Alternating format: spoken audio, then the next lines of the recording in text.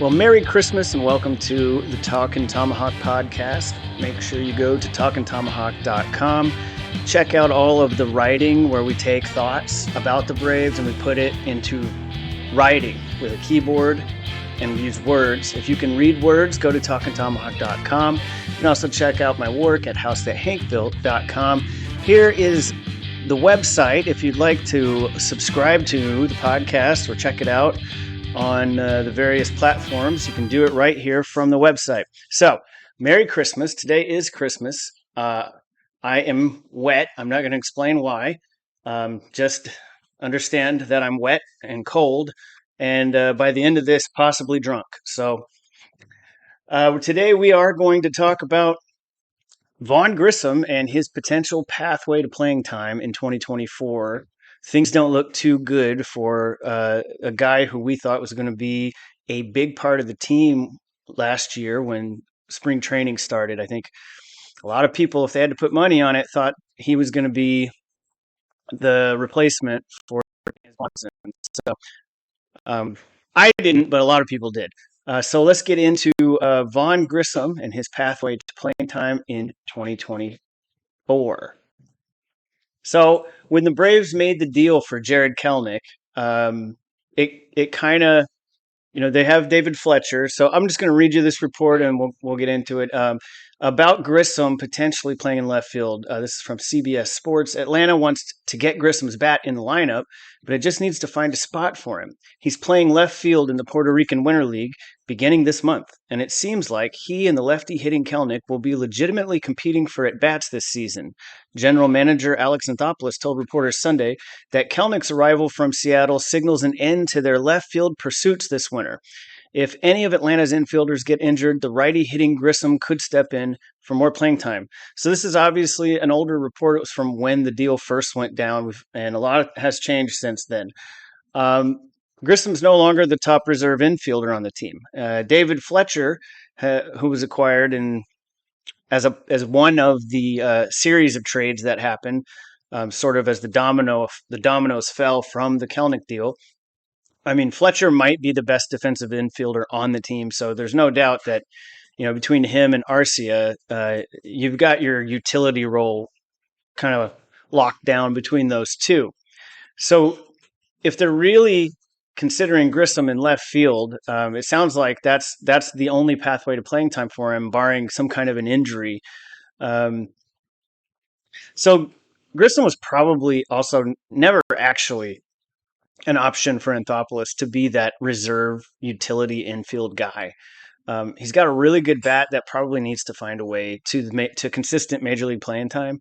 But defensively, he is just not a major league shortstop or probably not an infielder, but definitely not a shortstop. He was really bad defensively. So we can take a quick look at this is from May of last year when Arcia was hurt. I think he broke his hand, got hit in the hand. And Vaughn Grissom was plugged in, and the guy that we thought had the higher ceiling, the guy that a lot of people thought was going to just take the job straight out of camp, he got his chance.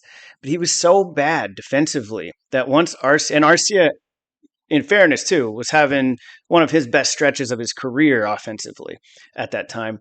But Grissom was so bad defensively that they didn't even send Arcia to a rehab assignment. They just brought him back. And here's the tweet from David O'Brien. There had been no indication Arcia would be activated this soon without some rehab games. So it says plenty about the urgent need at shortstop. And this is an article that we did at that time covering how bad Vaughn Grissom had been at that point. So in 18 games at shortstop, he posted a -6 defensive runs saved. So that's above the average shortstop. Like, that's not good for a whole year, but he did that damage in 18 games. That had him on pace for -46 defensive runs saved. So -46. So it's 46 below the average major league shortstop over 135 games. That was what his pace was. I have a noise canceling microphone, but I don't know if it's canceling the Christmas chimes going on. So if you hear them, I'm not really apologizing for that because it's Christmas. So if you think that I need to apologize for that, then you need to stop being such a Scrooge. Get in the Christmas spirit. Come on. All right, let's regroup now. Okay, I'm going to let that one go. I'm talking to you.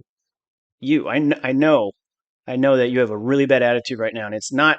You need to cheer up. It's Christmas. Go watch a Christmas movie and sing a Christmas. The next time you hear that, I want you to sing. All right. So on the so overall, I think he actually ended up with worse numbers than what he was projected to in the article.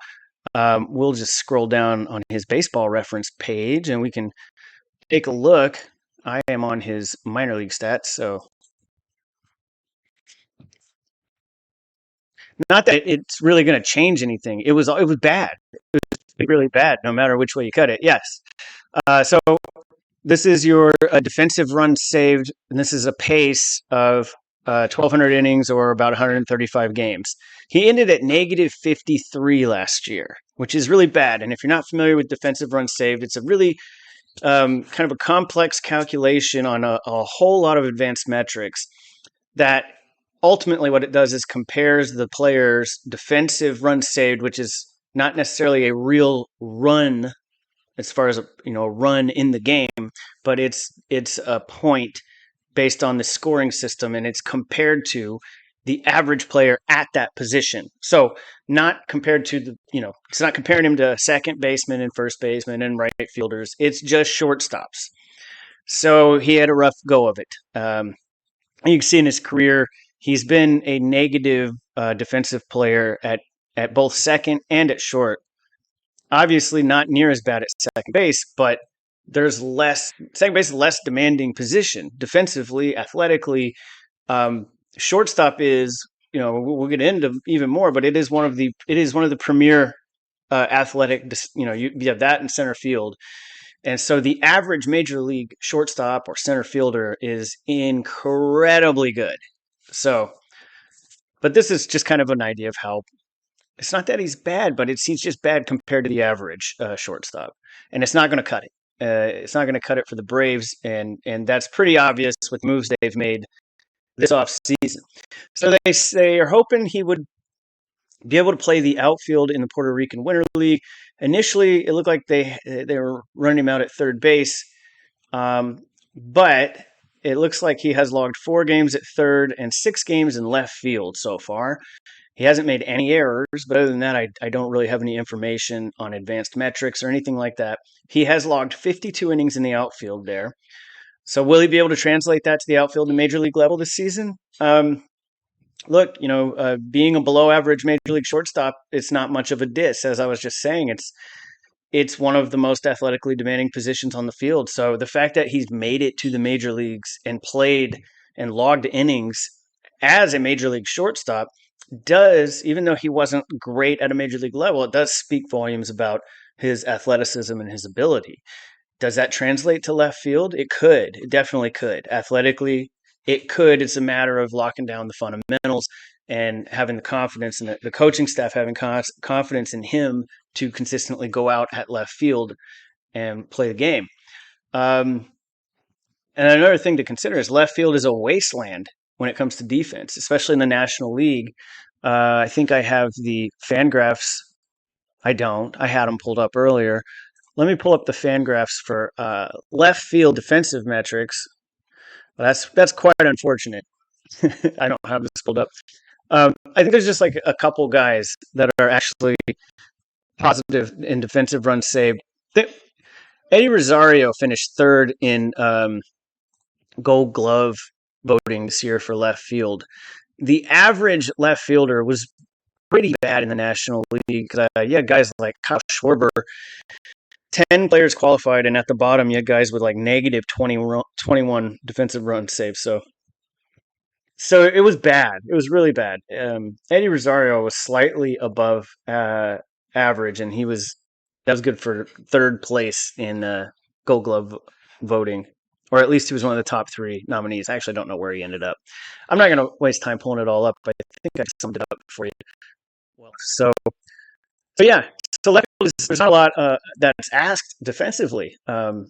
That's where you put Marcell Ozuna if you want to put him in the field right now. Not back when he was a Gold Glover, but right now. So how could Jared Kelenic open the door for Vaughn Grissom this year? Well, right now Grissom is a more polished major league hitter.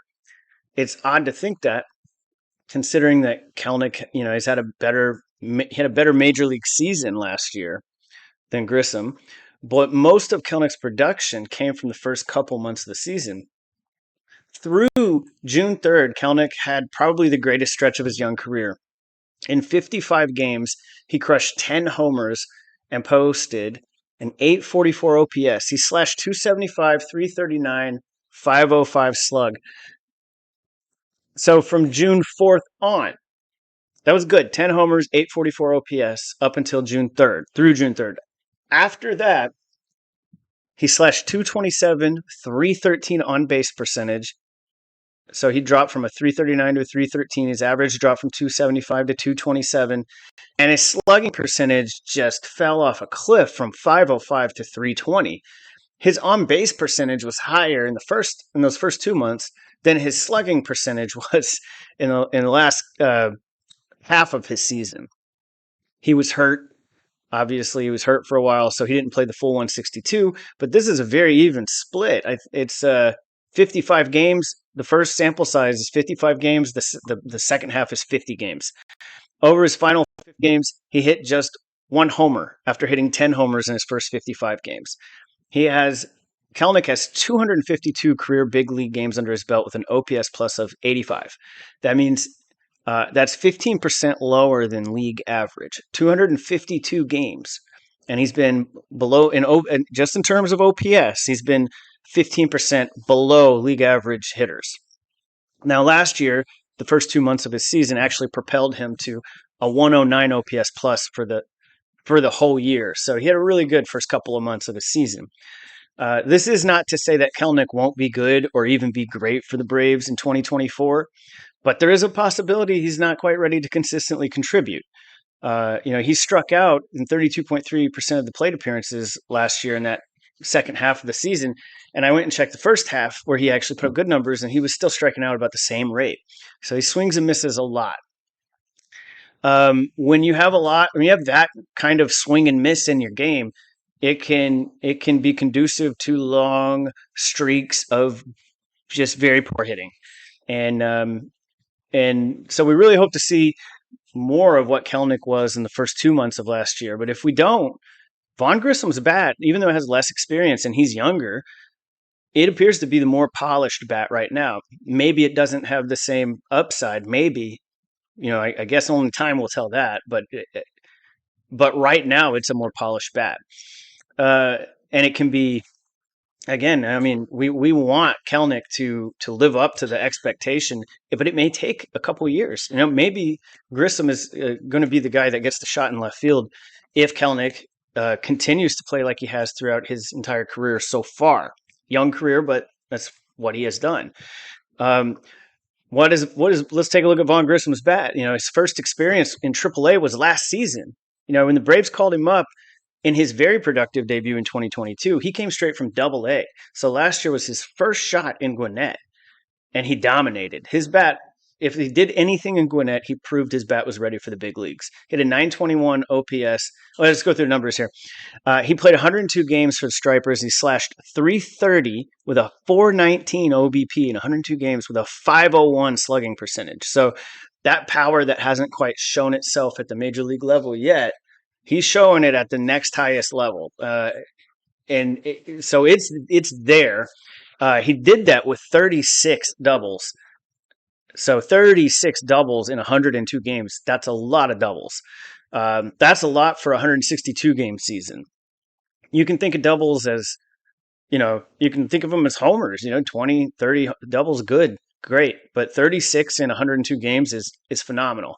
8 homers and 4 triples. He had 397 at bats that he did all that damage in.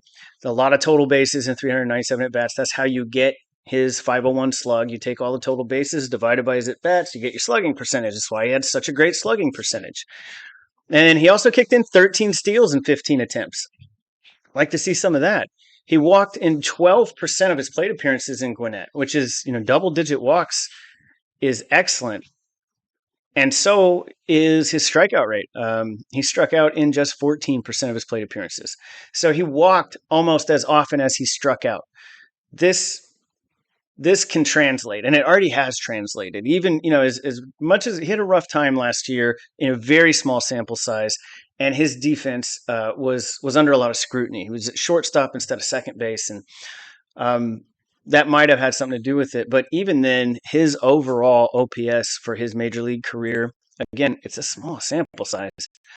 But over 64 games, he's got 236 plate appearances here. And he's got a 105 OPS plus in that time, even considering the struggles he had last year, because he was so good in a larger sample size in 2022.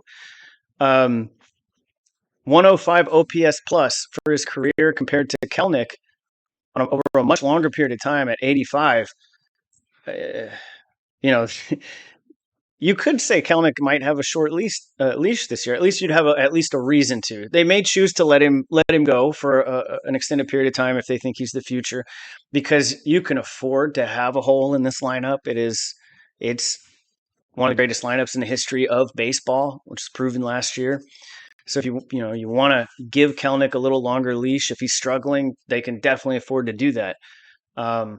They might, so we'll see what they do, but this is definitely going to be, I think, Grissom's pathway to playing time.